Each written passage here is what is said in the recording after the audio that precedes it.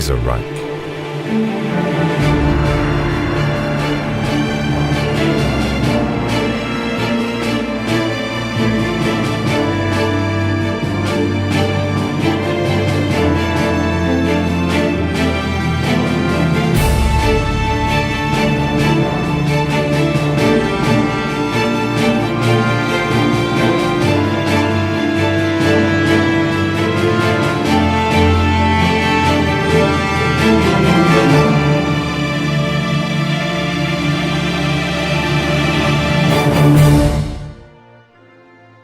El mundo del Kaiserreich. El camino a la Segunda Guerra Civil estadounidense. ¿En qué punto debemos esperar que se acerque el peligro? ¿Con qué medios nos fortaleceremos contra ellos? ¿Esperaremos que algún gigante militar transatlántico pise el océano y nos aplaste de un golpe? ¡Nunca!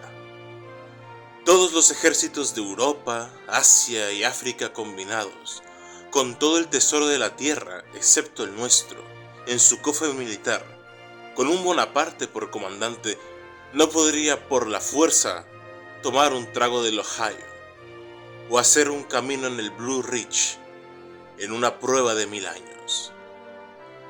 ¿En qué momento entonces es de esperar la proximidad del peligro? Yo respondo que si alguna vez nos alcanza, debe brotar de entre nosotros. No debe ni puede venir desde el extranjero. Si la destrucción es nuestra suerte, debemos ser nosotros mismos su autor y consumador. Como una nación de hombres libres, debemos vivir todo el tiempo o morir por suicidio. Abraham Lincoln. Discurso ante el Liceo de Jóvenes de Springfield, 27 de enero de 1838. Línea de tiempo de 1917 a 1936.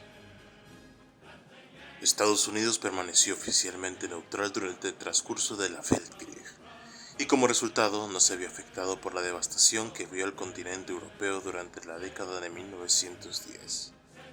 A pesar de la pérdida de su bando favorito en la guerra, la industria y las empresas estadounidenses continuaron floreciendo hasta principios de la década de 1920. Bajo el presidente demócrata William Gibbs McAdoo, la prosperidad de los locos años 20 terminó con la caída del mercado de valores en 1925 y el inicio de la Gran Depresión, provocada por la pérdida de su socio comercial más valioso como resultado de la Revolución Británica.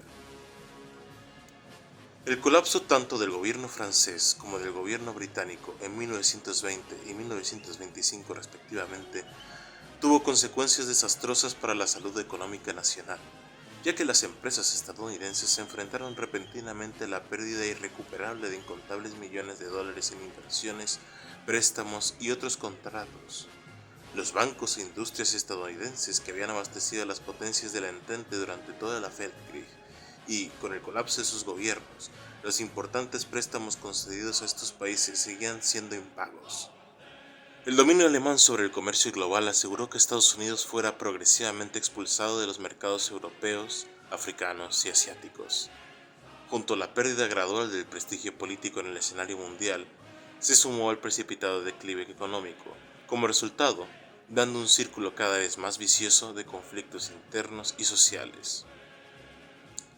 Si bien la elección del republicano Herbert Hoover en 1928 prometía inicialmente una rápida recuperación, las políticas del entonces presidente no lograron revertir el continuo deterioro de la economía estadounidense, y en 1936 el país había pasado más de una década en medio de la peor crisis financiera que jamás hubiera tenido. Eso ha impulsado el ascenso de partidos políticos radicales, desde el Partido Socialista de América, SPA en sus siglas en inglés, de extrema izquierda, hasta el Partido Primera América, AFP, en sus siglas en inglés, de extrema derecha. La polémica reelección de Hoover por medio de la Cámara de Representantes en 1932 y la actual depresión significan que es poco probable que estos problemas se resuelvan pronto, y muchos en todo el país temen la agitación que se produciría si uno de estos partidos radicales llegara al poder o si la depresión continuase sin cesar. La senda de los locos años 20. El siguiente es un relato del ascenso y consolidación del Partido Socialista de América. John Jack Reed era un periodista estadounidense muy respetado que trabajaba para la revista socialista Los Proletarios, que partió de Nueva York en agosto con su esposa y colega Louise Bryant para escribir sobre el clima de Rusia tras la Revolución de febrero de 1917. Habiendo llegado a Petrogrado poco después del asunto de Kornilov, fueron testigos entonces del comienzo de la Revolución de Octubre y de la caída del Palacio de Invierno. Durante su estancia, como es natural, se congraciaron con el nuevo gobierno como compañeros socialistas. A principios de 1919, Jack Reed publicaría 10 días que sacudieron al mundo, convertido en el relato inglés definitivo sobre la Revolución rusa. El libro le daría a Reed una mayor notoriedad entre los círculos izquierdistas de los Estados Unidos. A finales del año 1919, Francia se había rendido y firmado el Tratado de Versalles con las potencias centrales. A pesar de la derrota del Entente, que resultó en pérdidas significativas para los inversores estadounidenses, Estados Unidos mantuvo un estado de estabilidad económica y seguridad militar sin parangón. El Congreso Nacional de Emergencia del Partido Socialista. Su prólogo. El dilema en el centro del Comité Nacional de Emergencia podría remontarse a las revoluciones simultáneas en Rusia y Francia, y el debate resultante sobre el grupo cual apoyar. Después de las elecciones de 1919, Benjamin Wittlow, C. E. Ruthenberg, William B. Lloyd y John Reed se encontraban entre los nuevos dirigentes del Partido Socialista de América, pero muchos vieron las elecciones como la creación de una grieta en el partido, ya que muchos bolcheviques en el partido lamentaron el colapso de los bolcheviques en Europa, mientras que la creciente fuerza de los revolucionarios franceses en Europa Occidental estaba desplazando a muchos dentro de la CPA hacia el sindicalismo. Con esto en mente, la CNE anunció la intención de celebrar un Congreso Nacional de Emergencia para determinar el futuro del Partido Socialista en los días previos al 1 de mayo. El Congreso. En la sesión inaugural del Congreso, el secretario ejecutivo, Alfred Wagenknecht, llamó al orden a la multitud considerable. Continuaría elogiando al partido por su éxito en la organización de los trabajadores desde su ascenso en el izquierdismo, al tiempo que haría hincapié en las exitosas huelgas portuarias contra los esfuerzos por abastecer a la fuerza expedicionaria estadounidense en Rusia. Wagenknecht luego desvió la atención de la multitud hacia el tema principal de la sesión: cómo responder a la creciente influencia que la Comuna de Francia estaba teniendo en los movimientos de izquierda en todo el mundo. Wittlow empezó la discusión expresando su apoyo a la nueva Comuna, señalando su éxito en expulsar a las fuerzas reaccionarias y sus logros en controlar su propio territorio. Ruthenberg luego lo acusó, señalando el estado desorganizado exhibido por la CGT, a pesar de ser el último reducto del izquierdismo en todo el mundo. Rutherford luego incidió, afirmando que a través de contactos jacobinos había llegado a enterarse de que los aliados naturales del trabajador francés estaban siendo marginados en favor de la desorganización y las actividades militares pro-alemanas.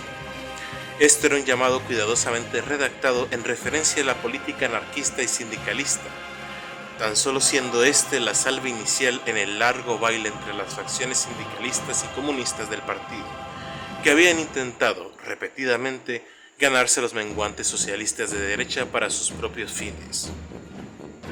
Los acalorados intercambios continuaron durante casi una hora, pero finalmente John Reed pudo calmar un poco la multitud en disputa. Después, Reed anotaría que su duelo por el fracaso de los líderes de la Revolución Rusa y los trabajadores que habían visto en todo Petrogrado debían haber estado sufriendo por haber elegido la liberación. Pero Reed vio pocas razones que, para al menos el 1 de mayo, no celebrar una de las últimas revoluciones exitosas en la Tierra. Reed razonó que si los socialistas y la CGT pudieran cooperar, podría permitir un acercamiento entre la Primera Internacional y el Partido Socialista, permitiéndoles trabajar juntos para traer la libertad a los Estados Unidos. El pensamiento de Reed había resultado lo suficientemente radical como para que la multitud prorrumpiera en un murmullo y en un repentino aplauso para el gran desconcierto de este. Si no hubiéramos ahuyentado a nuestros enemigos más cercanos en esos años, ¿quién puede decir que podríamos haber ganado? Es el duro trabajo de los trabajadores, los gritos de los niños sin padres, la angustia de la guerra. ¿Cuánto podríamos haber detenido nosotros unidos? Se nos ha dado una señal, una oportunidad de hacer las cosas bien, y debemos aprovecharla o perderemos. Eugene Debs, 1920. Más tarde, Eugene Debs haría una aparición en el Congreso, marcando un caso poco común de cooperación dentro del partido del Congreso. Según Debs, Reed tenía las ideas correctas sobre la unidad dentro del partido. Más de 8 años antes, la CPA votó a favor de expulsar a Bill Haywood y sus aliados debido a su preferencia por la acción directa y el sabotaje a la causa laboral.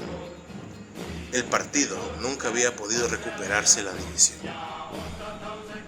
La sincera petición de Debs de rescindir las expulsiones de 1911 y las enmiendas que atacaban la acción directa y el sabotaje no podían caer en oídos sordos, ni siquiera para aquellos menos inclinados a la Primera Internacional y el nuevo Estado francés.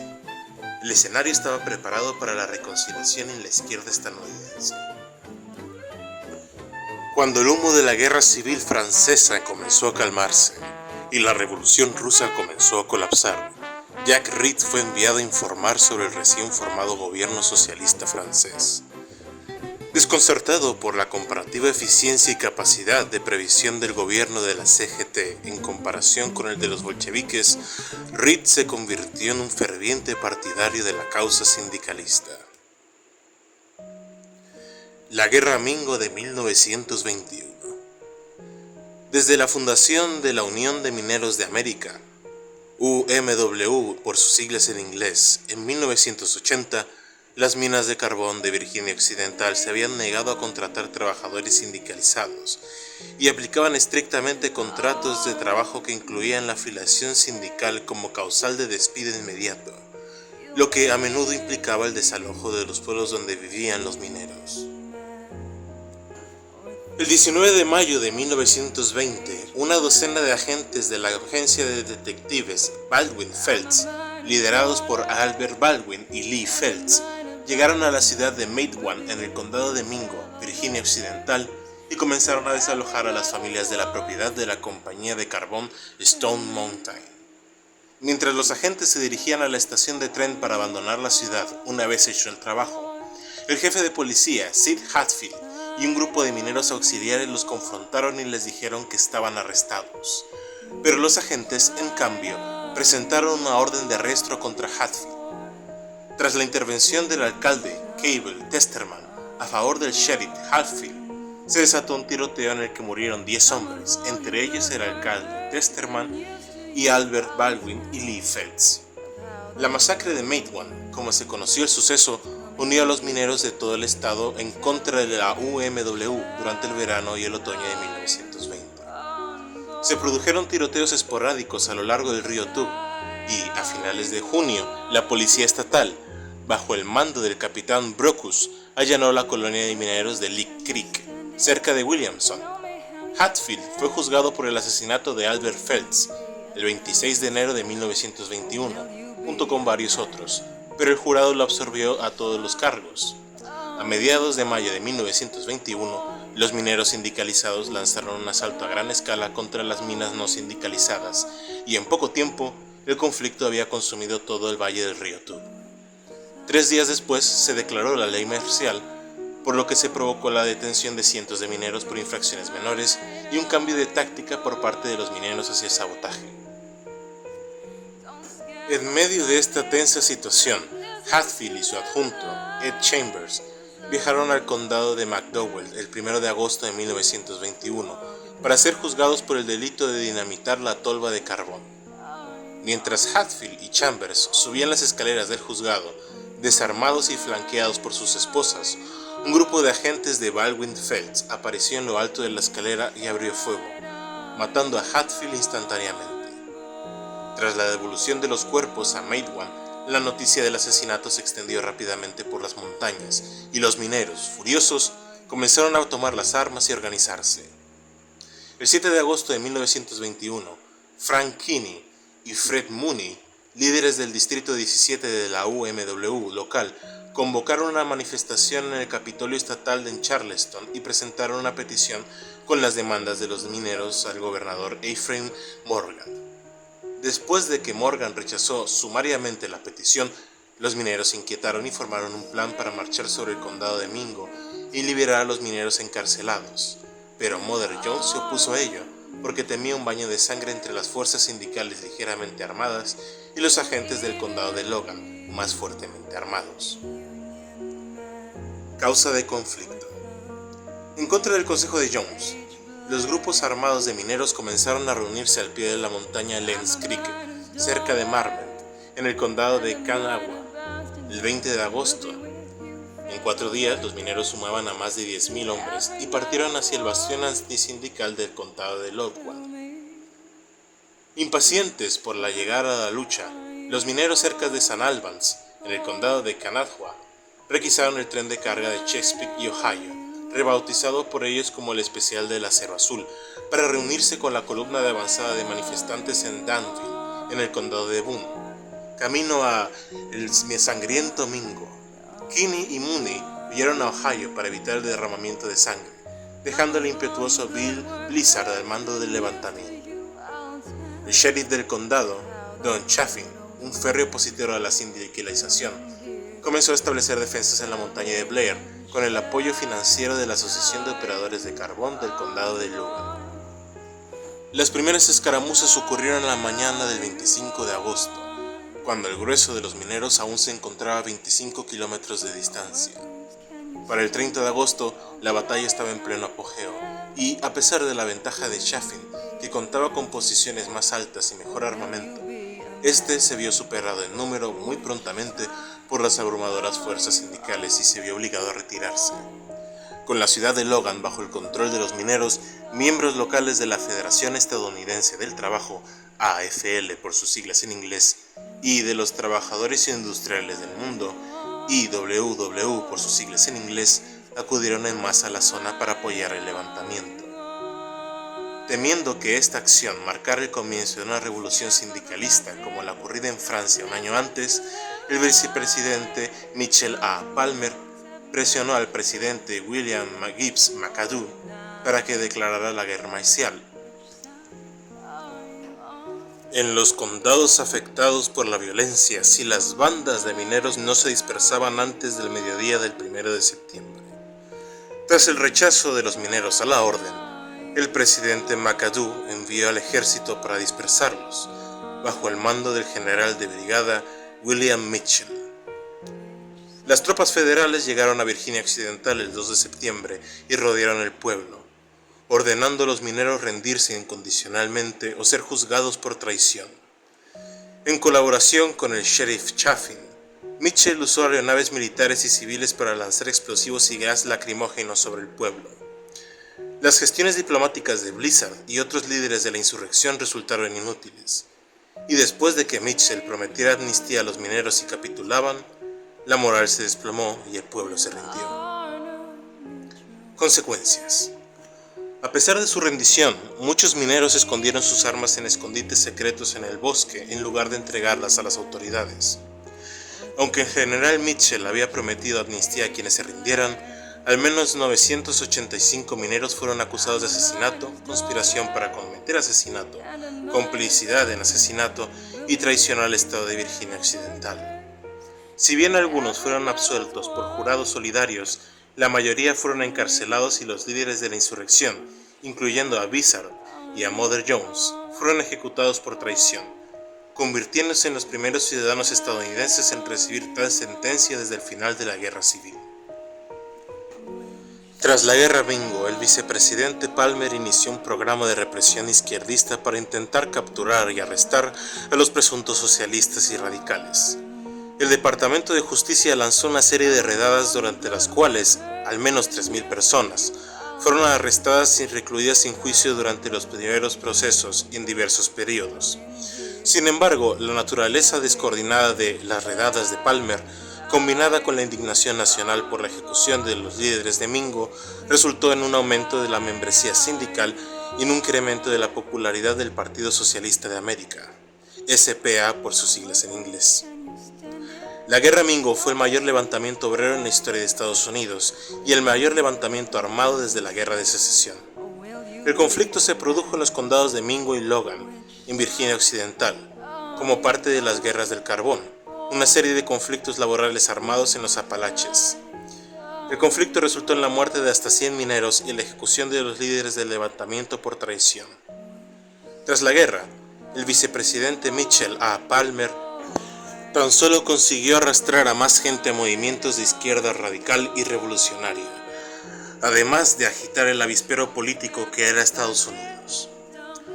Durante estos años, la prometedora carrera de Franklin Delano Roosevelt se vio acabada por su muerte por poliomielitis aguda.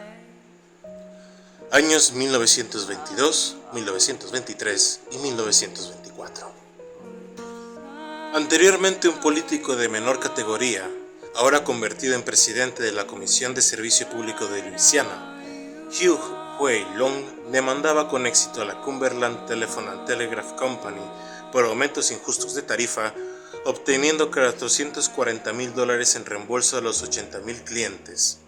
Con este movimiento, Long derrotaba las apelaciones del caso hasta llegar a la Corte Suprema, lo que llevaba al presidente del Tribunal Supremo y al expresidente William Taft a calificar a Long como una de las mentes jurídicas más brillantes que haya conocido, iniciando su carrera política. Durante estos años se convocó una huelga general en Seattle. Trabajadores de todos los sindicatos y orígenes se unieron, primero para exigir numerosas concesiones a la ciudad y a sus industrias, y luego para comenzar a avanzar hacia un plan mucho más ambicioso.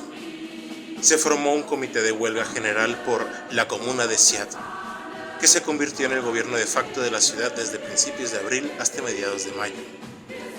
Cuando se divulgó la noticia del despliegue del ejército, el comité se disolvió y se reanudó el trabajo. Al no haber acciones violentas que procesar, no hubo ejecuciones como las hubo en Mingo, y las consecuencias fue un fortalecimiento general entre los vínculos izquierdistas estadounidenses. Jack Reed, de regreso de Francia, participa activamente en el gobierno de la Comuna, y sus escritos aumentan la popularidad del sindicalismo entre los estadounidenses y lo convierten en una voz destacada de la política socialista. McAdoo y Palmer son reelegidos para un segundo mandato. Hugh Huey Long lleva a cabo una campaña a gobernador, sin éxito, pero es pionero en el uso de anuncios de radio y camiones con altavoces para su política sureña. La Gran Depresión, años 1925 a 1928. La huelga general en Seattle asustó a los conservadores y deleitó a la izquierda, pero Washington y Wall Street seguían confiando en que la situación estaría bajo control. A medida que la Revolución Británica cobraba forma, se hacía evidente que el mayor socio comercial de Estados Unidos había sufrido un golpe irreparable y cundía el pánico. El 20 de abril, lo inevitable se hacía realidad y la Bolsa de Valores de Nueva York sufría su mayor desplome registrado.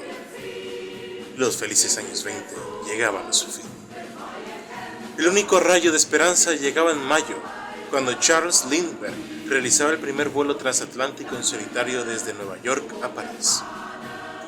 El 12 de julio se convocó un congreso especial pansindical en Filadelfia, donde Jack Reed y los líderes de la International Worldwide Organization presentaron un audaz plan para formar una organización paraguas que coordinara las actividades y políticas sindicales, con el fin de traer la revolución a los Estados Unidos, denominada provisionalmente los Sindicatos Combinados de América. Aunque el plan contaba con la aprobación general, varios sindicatos miembros de la AFL se oponían al objetivo de la revolución. Una reunión entre Reed y los representantes de los sindicatos disidentes dio como resultado un acuerdo. Los sindicatos antirrevolucionarios se organizarían en una rama autónoma de la CSA, encabezada por Norman Thomas, el famoso activista socialista y pacifista. Un gran sindicato era ahora una realidad. El Partido Socialista se reunía el 4 de octubre y rápidamente se inclinó hacia el programa de acción directa de la CSA, o al menos en creer que cooperar con él les traería el éxito electoral.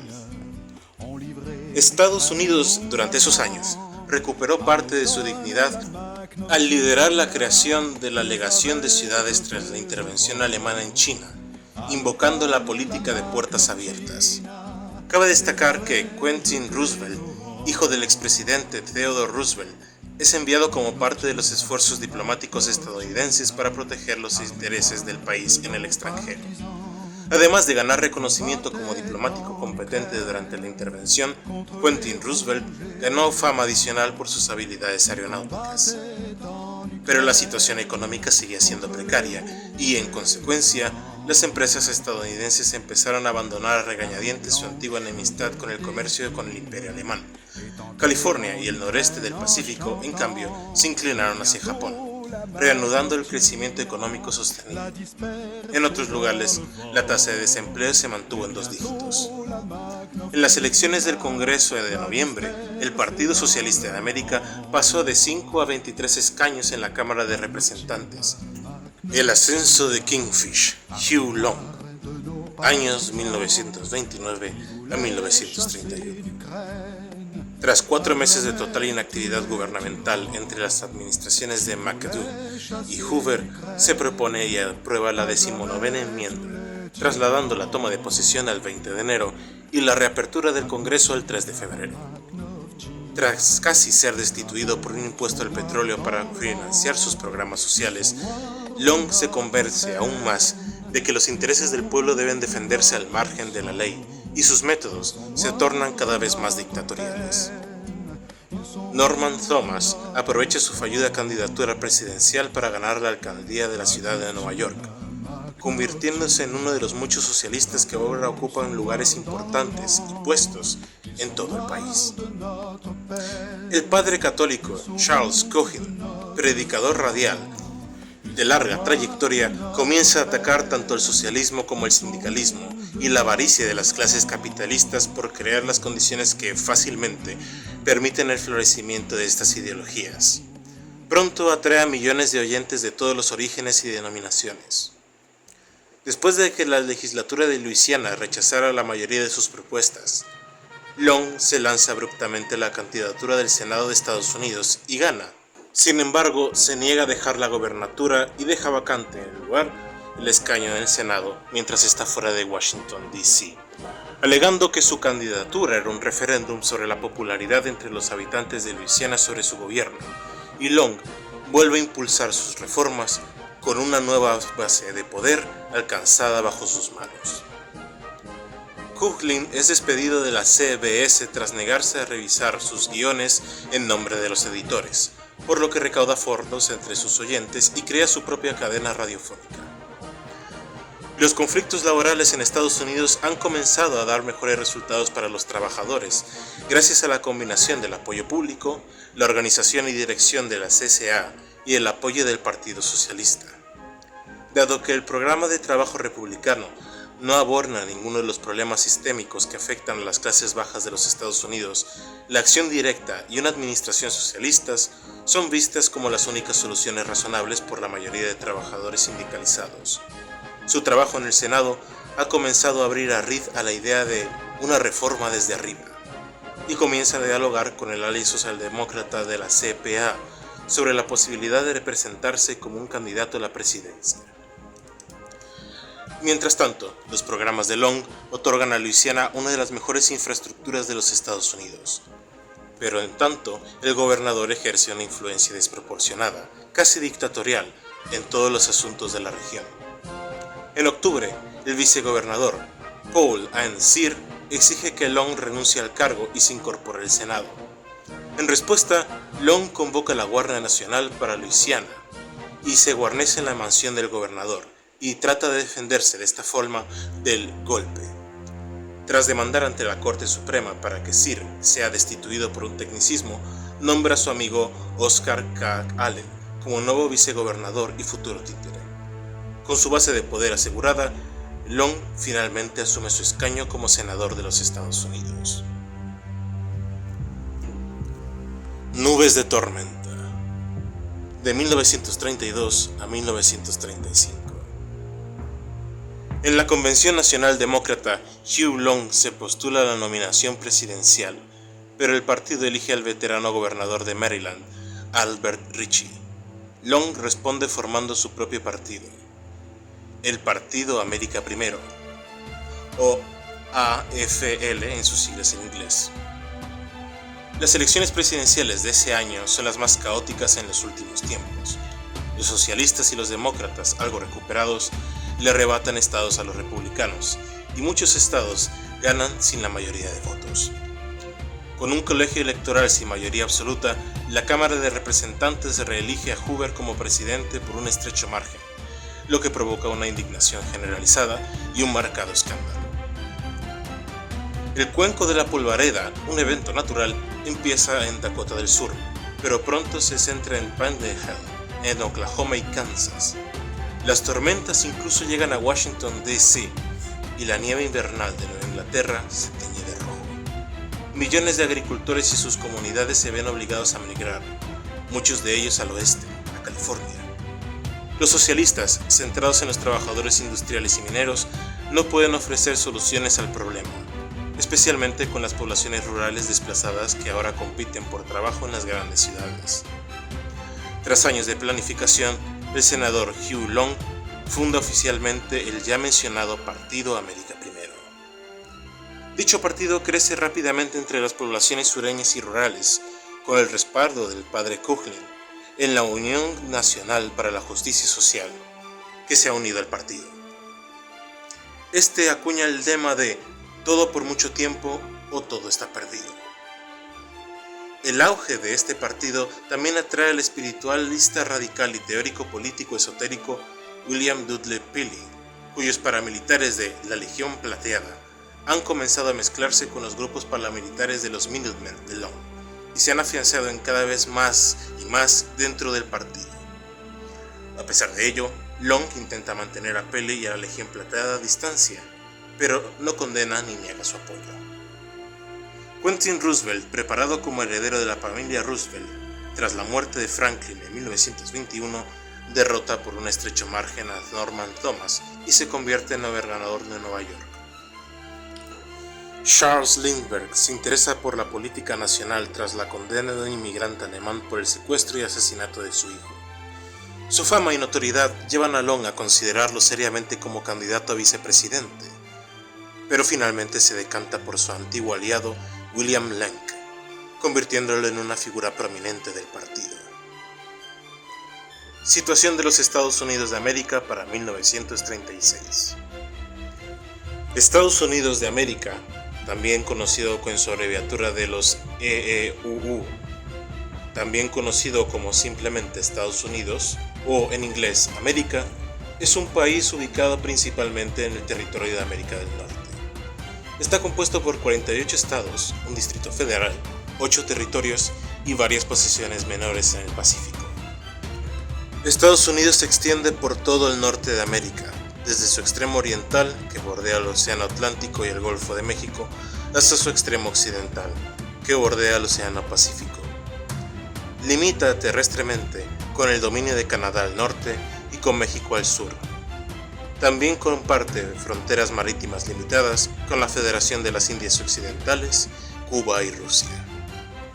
Historia. Estados Unidos se mantuvo oficialmente neutral durante la Guerra Mundial y, como resultado, no se vio afectado por la devastación que azotó el continente europeo durante la década de 1910.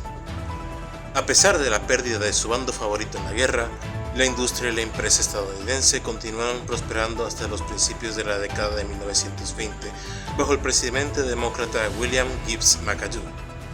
La prosperidad de los felices años 20 llegó a su fin con el desplome de la bolsa de 1925 y el inicio de la Gran Depresión, provocada por la pérdida de su socio comercial más valioso como consecuencia de la Revolución Británica. El colapso tanto del gobierno francés en 1920 como del gobierno británico en 1925 tuvo consecuencias desastrosas para la salud económica nacional, ya que las empresas estadounidenses se vieron repentinamente enfrentadas a la pérdida irrecuperable de incontables millones de inversiones, préstamos y otros contactos, así como materias primas y labor. Los bancos e industrias estadounidenses que habían abastecido a las potencias del Entente durante la Guerra Mundial y el colapso de sus gobiernos con los cuantiosos préstamos otorgados a estos países continuaron sin pagarse, provocando una enorme inflación. El dominio alemán sobre el mundo supuso que Estados Unidos fuera progresivamente expulsado de los mercados europeos, africanos, asiáticos y, con ello, la pérdida gradual del prestigio político a nivel mundial, sumada al precipitado declive económico que desembocó en un ciclo vicioso de violencia interna y conflicto social. Si bien la elección del republicano Herbert Hoover en 1928 prometía inicialmente una rápida recuperación, sus políticas, como ya se vio, no lograron revertir por completo el continuo deterioro de la economía de los Estados Unidos y para 1936 el país ya lleva más de una década sumida en la peor crisis financiera de su historia. Esto, como ya hemos visto también, impulsó el auge de partidos radicales. La polémica reelección de Hoover en la Cámara de Representantes de 1932 y la persistente depresión económica hacen que sea improbable que todos estos problemas se resuelvan pronto. Y muchos en todo el país temen a la conmoción que se produciría si alguno de los partidos radicales llegase al poder o si la depresión económica persistiera. Gobierno y política. Estados Unidos está constituido como una constitución federal, con poderes ejecutivo, legislativo y judicial separados que, si bien comparten en el gobierno federal sus atribuciones, y ésta comparte la soberanía con los gobiernos estatales. La Constitución de los Estados Unidos es el documento legal supremo del país, definiéndola como una república federal, en el marco de este gobierno, como su relación con cada estado. Ha recibido 19 enmiendas, siendo la última incorporada en 1929.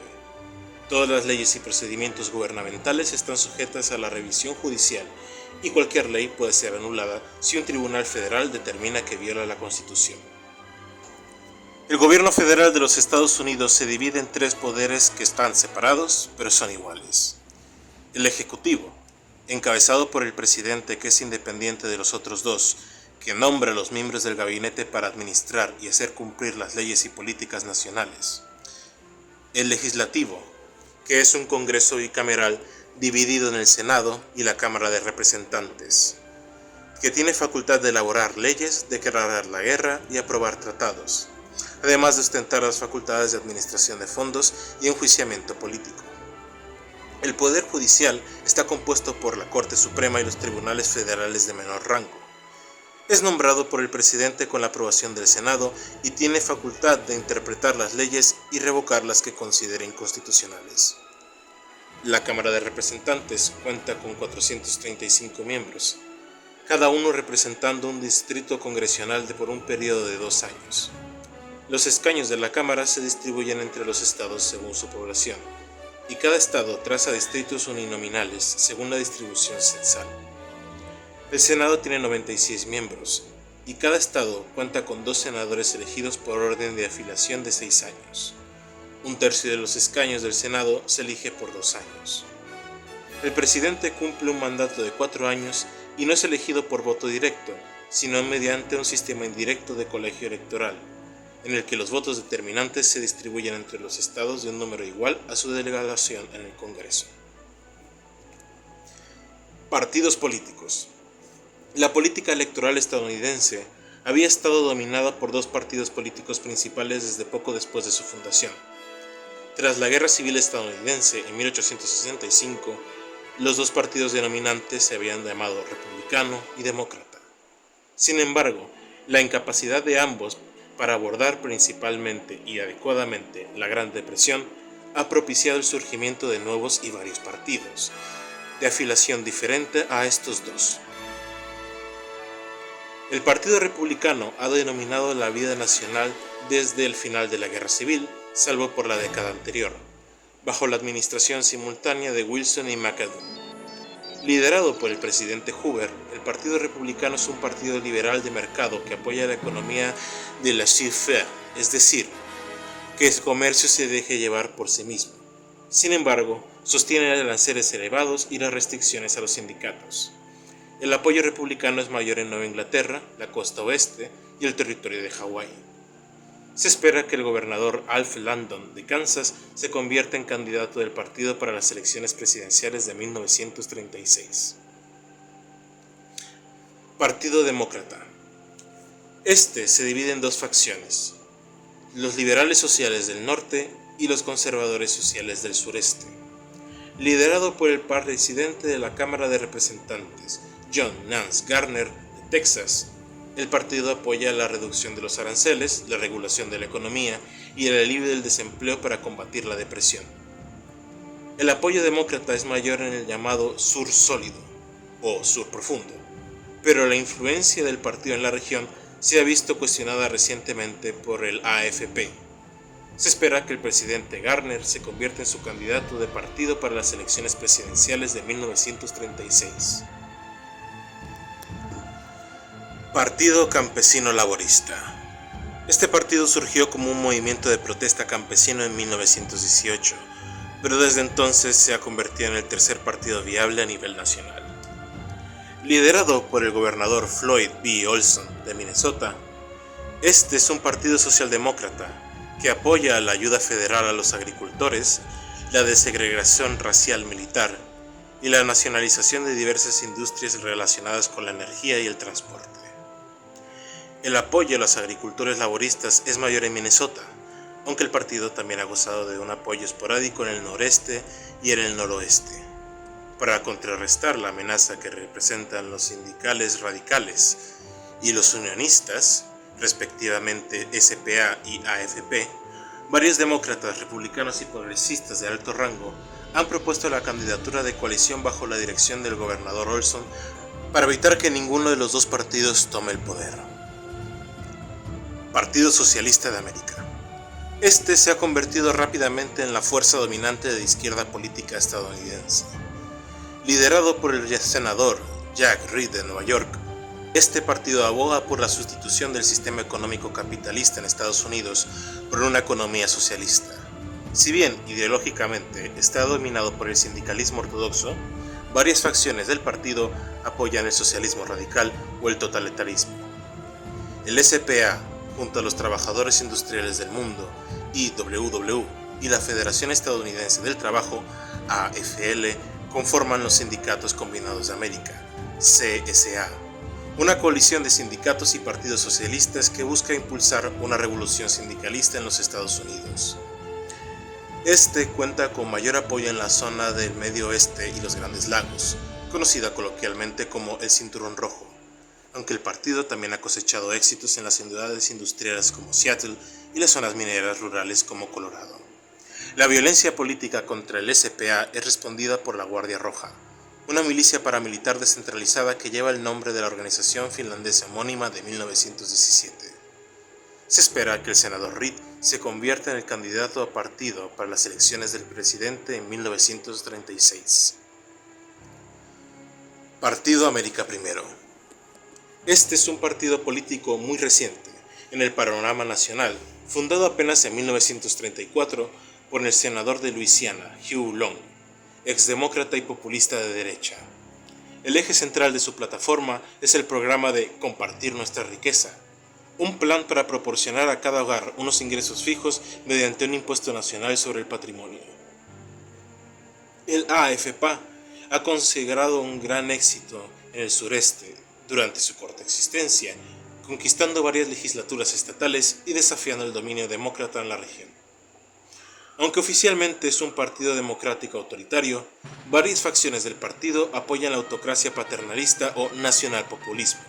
La violencia política contra las fuerzas del partido es respondida por los Minutemen, una milicia paramilitar descentralizada que recibe su nombre de la Fuerza de Voluntarios Civiles durante la Guerra de Independencia de los Estados Unidos. Se espera que el senador Long se convierte en candidato del partido para las elecciones presidenciales de 1936. Grupos y personajes especiales.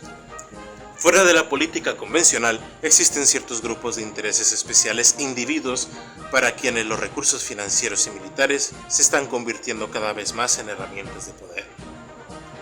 El general Douglas MacArthur, condecorado comandante militar y defensor público de la remilitarización, ha concedido recientemente entrevistas públicas sobre su desagrado con el clima político actual. William Randolph Hearst, el famoso magnate de la prensa y frecuente donante demócrata, ha defendido la causa de MacArthur en sus influyentes periódicos, el New York American y el New York Evening Journal.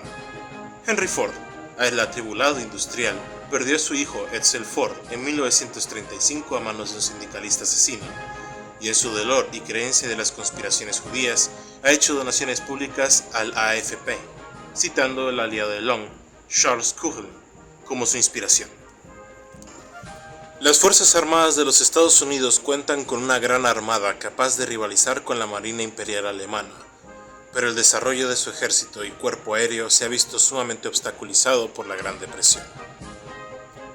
El ejército de los Estados Unidos es la rama terrestre de las Fuerzas Armadas y está compuesto por una pequeña fuerza en servicio activo, así como un gran número de fuerzas de reserva en la Guardia Nacional y un excepcional cuerpo de oficiales. El ejército de los Estados Unidos es, de hecho, uno de los pocos en el mundo que cuenta con elementos blindados dedicados, y uno de los aún capaces de movilizar un cuerpo de marines. La Armada de los Estados Unidos es la rama más poderosa y moderna de las Fuerzas Armadas.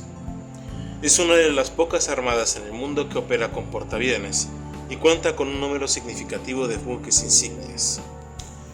La Armada mantiene una presencia establecida tanto en los océanos Atlántico como Pacífico y es la segunda más grande del mundo después de la Marina Imperial Alemana. El Cuerpo Aéreo de los Estados Unidos es una rama subordinada, por el momento, al Ejército de Tierra y como tal, actúa mayormente como una fuerza auxiliar especializada en combate de apoyo terrestre en el campo de batalla y reconocimiento táctico. El Cuerpo Aéreo ha buscado expandir sus operaciones a la Armada de los Estados Unidos y convertirse en una rama independiente en caso de que surja la necesidad de una gran fuerza aérea. El Cuerpo Aéreo es extremadamente poderoso y capaz de enfrentarse a la Luftstreitkräfte alemana en un enfrentamiento de igualdad de condiciones. Relaciones internacionales de los Estados Unidos. La política del país está guiada por la doctrina Monroe, que sostiene que cualquier intervención en las Américas por parte de potencias extranjeras es un acto potencialmente hostil contra la nación. A principios de siglo, el presidente Theodore Roosevelt añadió la doctrina del corolario Roosevelt, que afirmaba el derecho de Estados Unidos a intervenir directamente en los asuntos de las naciones latinoamericanas para intervenir y prevenir la acción de potencias extranjeras. Como resultado de esta política, Estados Unidos ejerce una influencia sustancial sobre la mayor parte de Centroamérica y el Caribe, con regímenes títeres estadounidenses directos o gobiernos proestadounidenses actualmente en el poder de Guatemala y Costa Rica. En Cuba, Honduras, Panamá, El Salvador, Haití y República Dominicana, los regímenes anteriormente leales fueron derrocados mediante golpes de Estado, revoluciones o elecciones democráticas a finales de los años 20 y a principios de los años 30. Pero Estados Unidos todavía ejerce una influencia considerable sobre sus economías. México y Nicaragua son las únicas excepciones. Gobernados por revolucionarios socialistas alineados con la Internacional Sindicalista, Estados Unidos los ve como una amenaza existencial contra su influencia en las Américas, pero debido a su continua crisis económica y política, actualmente no puede intervenir.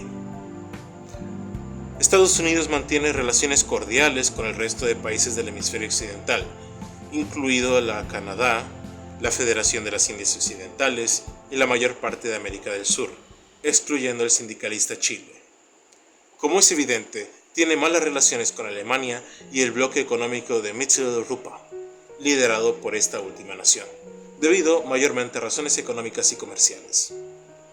Por razones ideológicas, Estados Unidos también mantiene malas relaciones con la mayoría de miembros de la Internacional Sindicalista, que entre sus mayores miembros se encuentran la Unión de Britania y la Comuna de Francia.